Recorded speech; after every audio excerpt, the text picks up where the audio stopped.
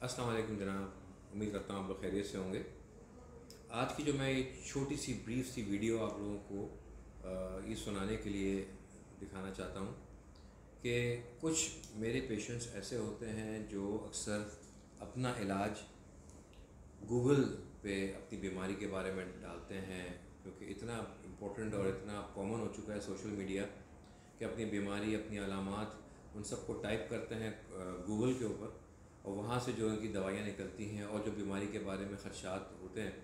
वो सब अपने जहन में रख के फिर मेरे पास आते हैं पूछने के लिए कि आया ये सच है, गलत है, हमें क्या करना चाहिए।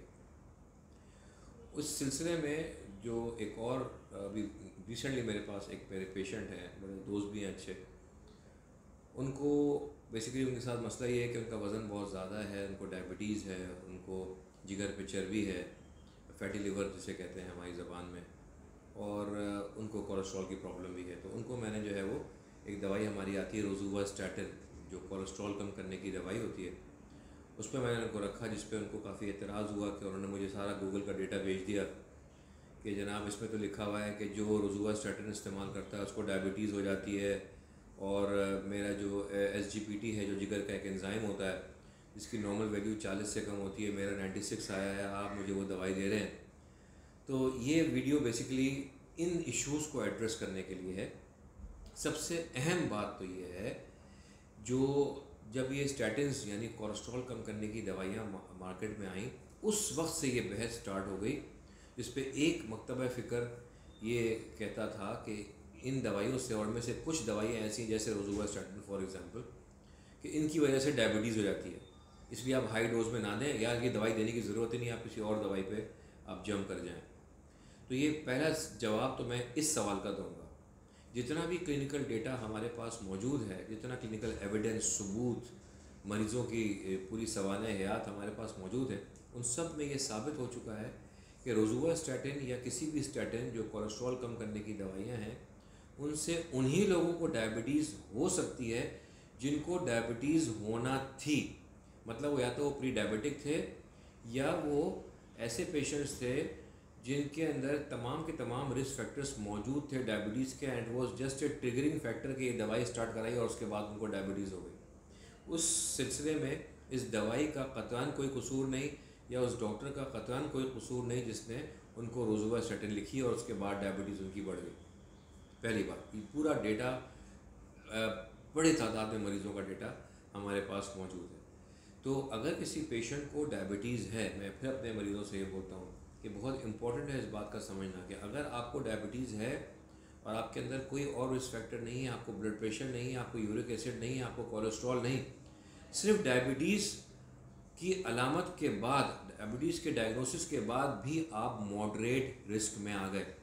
मतलब आपको मॉडरेट रिस्क है मुस्तकबिल करीब या मुस्तकबिल बईद में हार्ट अटैक होने का, स्ट्रोक होने का यानी फालिज होने का, या गुर्दे फेल होने का। इतनी ख़तरनाक बीमारी है डायबिटीज़। और अगर डायबिटीज़ के साथ अगर आपके अंदर रिस्क फैक्टर मौजूद हैं, जैसे ब्लड प्रेशर है या जैसे आपको कोलेस्ट्रॉल है, तो आप ऑटोमेटिकली आ जाते हैं हाई रिस्क के अंदर। अब आप एक हाई रिस्क पेशेंट हैं,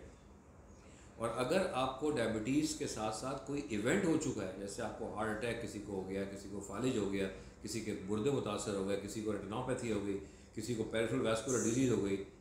तो आप वेरी हाई रिस्क ग्रुप में आते हैं। तो ये जो ग्रुपिंग है, मॉडरेट रिस्क, हाई रिस्क और वेरी हाई रिस्क, उसकी वजह सिर्फ ये है कि जब आपको डायबिटीज़ हो जाती है और आप मॉडरेट रिस्क में आ गए, तो आपको कोलेस्ट्रॉल कम करने की दवाइयाँ स्टार्ट कराई जाती हैं। और अगर आप हाई रिस्क या वेरी हाई रिस्क में हैं, तो आपको बाय डिफ़ॉल्ट कोलेस्ट्रॉल कम करने की दवाई खानी है, ताकि आपका कार्डियोवैस्कुलर कॉम्प्लिकेशन होने का रिस्क कम हो, क्योंकि डायबिटीज़ की वजह से कोई मरीज़ नहीं मरता, डायबिटीज़ की कॉम्प्लिकेशन की वजह से मरीज़ों को प्रॉब्लम्स होती हैं। और सबसे बड़ी प्रॉब्लम जो डायबिटीज़ के मरीज़ में होती है वो कार्डियोवैस्कुलर प्रॉब्लम है, अमराज़ क़ल्ब। अमराज़ क़ल्ब का अगर इलाज नहीं किया गया तो इंसान की शरह अमवात में शिद्दत की इख्तियार कर जाती है और इजाफ़ा हो जाता है। इसलिए उन पेशेंट्स को स्टैटिन्स देने होते हैं, नंबर 1। नंबर 2, जो स्टैटिन्स देते हैं, हम सबको पता है कि स्टैटिन देने के बाद अगर liver enzymes 3 times the upper limit of normal हो जाए तो फिर आप उसको बंद करते हैं, ताकि खुदा ना खास्ता कोई प्रॉब्लम ना हो। अगर 40 से 96 हो गया इट्स अबाउट 2.2 और 2.5 टाइम्स। तो इस पर आपको स्टैटिन्स की डोज कम करने या बंद करने में अगर आप नहीं करता आपका डॉक्टर तो उसमें कोई मुज़ायक़ा नहीं है। साथ में जो जिगर में चर्बी हुई भी है, फैटी लिवर जिसे कहते हैं, जो अल्ट्रासाउंड पे पिक हो जाती है, फाइब्रो स्कैन पे पिक हो जाती है, जिसकी वजह से SGPT ज़्यादा आ रहा होता है, उसको एड्रेस करेंगे तो आपका SGPT या लिवर एंजाइम्स नीचे आने शुरू हो जाते हैं। उसमें स्टैटिन्स का कोई अमल दखल नहीं है। उसके लिए बेहतरीन तरीका यह है कि अपना वज़न कम किया जाए, अपनी डाइट को इम्प्रूव किया जाए, अपनी एक्सरसाइज बढ़ाई जाए। ये 3 अक़दाम अगर आप करते हैं तो आपका SGPT ऑटोमेटिकली नीचे आना शुरू हो जाएगा जब आपका वज़न कम होना शुरू हो जाएगा। इसके बाद भी अगर आपको फ़ायदा ना हो रहा हो तो उस पर आपको जिगर की चर्बी कम करने की मखसूस दवाइयाँ हैं जो दी जा सकती हैं, जिसमें पायोग्लिटाजोन मुख्तलिफ़ नामों से पाकिस्तान में आती है, तो वो हम उसको छोटी सी डोज़ में दे देते हैं। इसके अलावा अगर आपका मोटापा बहुत ज़्यादा है तो इस वक्त ऐसे इंजेक्शन आ चुके हैं मार्केट के अंदर जिनसे आपका मोटापा कम किया जा सकता है। तो अगर आप इन तमाम दवाइयों के ऊपर हैं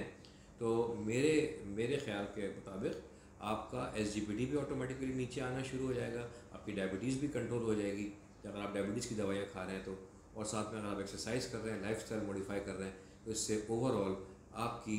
कॉम्प्लिकेशंस का रिस्क कम हो जाएगा। But you need to give some time and space. ऐसा नहीं कि आज आपने दवाई स्टार्ट कराई और अगले हफ्ते टेस्ट कराया, वो बड़ा हुआ आया तो आप फिर डॉक्टर के पास चले गए कि नहीं जनाब ये तो बहुत ख़राब है। You need to have some time and space. असल चीज़ लाइफस्टाइल, डाइट और प्रॉपर मेडिकेशंस। तो कहने का मकसद ये है कि अगर जिन हज़रात को ये ख़दशा है कि स्टैटिन्स की वजह से उनके जिगर के फंक्शन ख़राब हो रहा है या स्टैटिन की वजह से SGPT बढ़ रहा है और स्टैटिन्स की वजह से उनको डायबिटीज़ हुई है, तो मेरे एक नाक़िस मशवरे पे अमल करें, इस चीज़ को अपने जहन से निकाल दें, क्योंकि आपके लिए ये दवाइयाँ बहुत ज़रूरी हैं। Thank you very much.